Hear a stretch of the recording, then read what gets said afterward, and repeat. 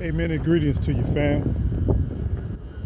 There's a lot of chatter that's going around about the economy, a lot about real estate, land investment, and to our youth and middle age, as well as to our seasoned adults.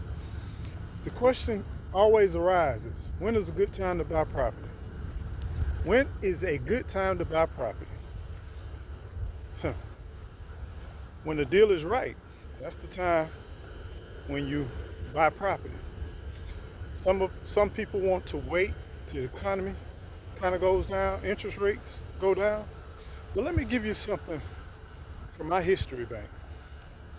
When I first bought my first property back in 1997, the interest rate was 7.87%, right? 7.87%, which was a good rate for a first time buyer at the time, right?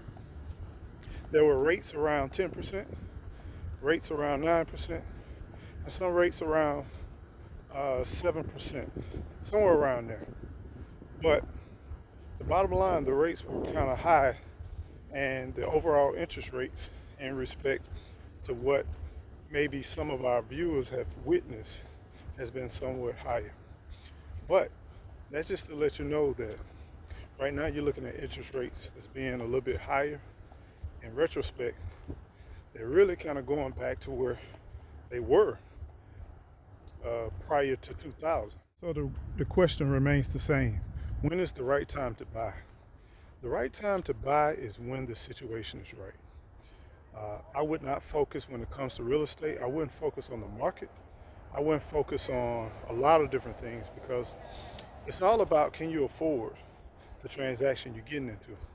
And then also, it also matters about how much the property that you're looking for. How much is it? Is it above what your comparables are? Is it below what the comparables are?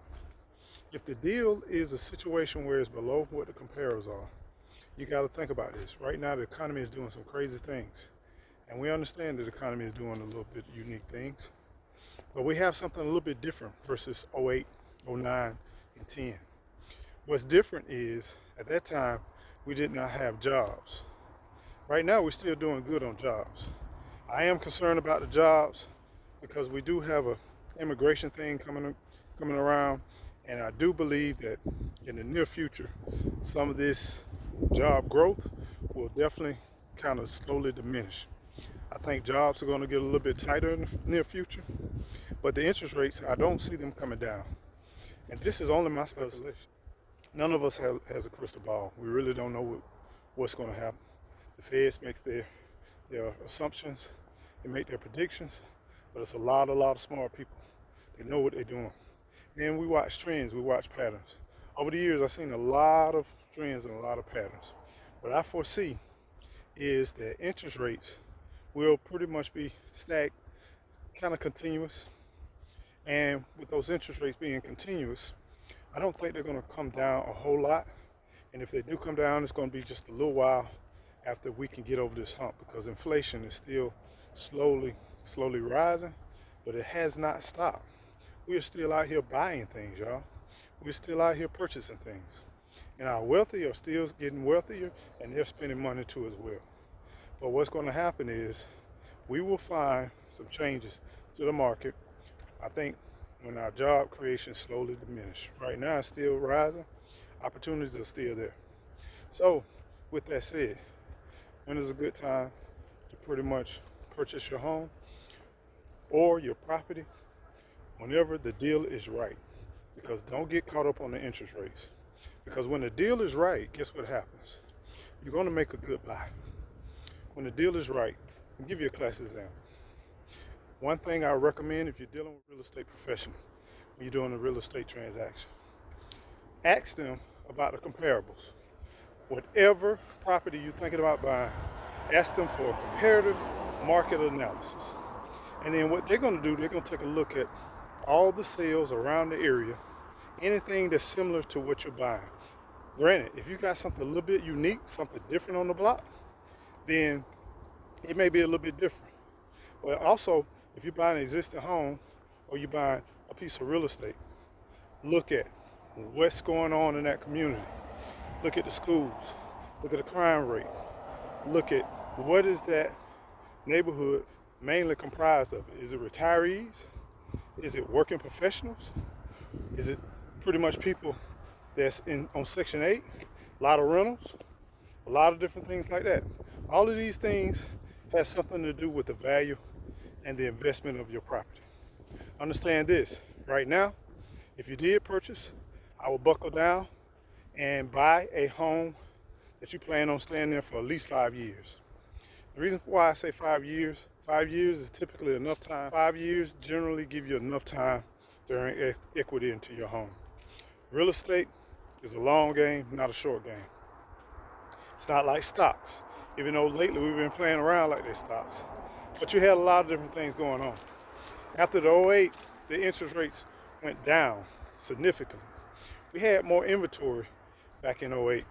We had people selling their homes, home foreclosures. And then we had builders that actually built because of the economy was strong before '08.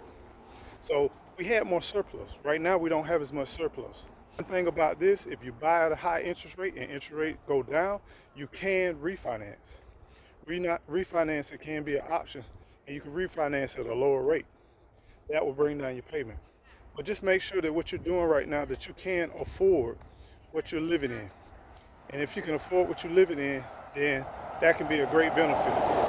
So another thing that you want to do is you want to really make sure you focus on long term. If you're not able to deal with increase in taxes, insurance costs, and you're at the top of your budget, you may want to continue to rent or to lease. Make sure you get into some good leases. Make sure that you can try to get in something that stabilizes at least within a year. If you can, do a lease agreement at a rate that's a little bit longer if you can, to lock in those rates and to keep them steady. But is there ever a good time to buy? It's always a good time to buy when you get a good deal. That's the bottom line. A good time to buy is when you get a good deal and be ready to be able to move on that deal. Because anything you're dealing with, and if you can afford it, get in and get in now. Because guess what? When the interest rates goes down, you think the prices of homes are going to go down? No. You're going to have more people back into the game. You're going to even have people who've been sitting on these low interest rate mortgages. Now they're going to be ready to get out of their homes and buy some newer homes. They're going to be ready to get involved and get back into the game. Some of them may want to adjust because now they're having student loans. Now they're having a lot of other things. They may want to go to a smaller home. Some of them are going to be flooding the market for that. So you're going to have more competition. So that's why I say, if you had this opportunity to get in the game with the real estate, get in the game. Think long term, don't think short term, because long term is the key when it comes to real estate. If you're not willing to stay one place for at least 5 years or more, you may want to consider maybe renting. I hate renting. Lord knows I do. But sometimes it's the right thing for the right situation. If you're not planning on staying somewhere for a minimum of 5 years in this economic situation, I would just say, hey, you may just want to consider your rent. Now, if you barely can afford rent and you got rent where it's still very expensive, if you're in a situation where you're in an area where your rent is very expensive, one thing you may want to consider is changing your location. Yeah, I know it's a commute, but that commute may be your saving grace versus you still competing against a high demand, a high area. It's a lot of alternatives. Bottom line, it's a lot of alternatives. Contact your local real estate professional because they can help you with a lot of this stuff. But just understand that don't let media and don't let a lot of things talk you out of moving forward on real estate. I wish I can encourage more and more people to own real estate, because owning real estate for the future, you will be wealthy and your generations will be wealthy if you can keep it in the family. Because eventually, it's going to be pretty hard to truly own real estate. Bottom line, because the majority of neighborhoods eventually going to become leasing situations, just like other countries, nothing different. So y'all be well, be blessed, and don't forget to keep on growing.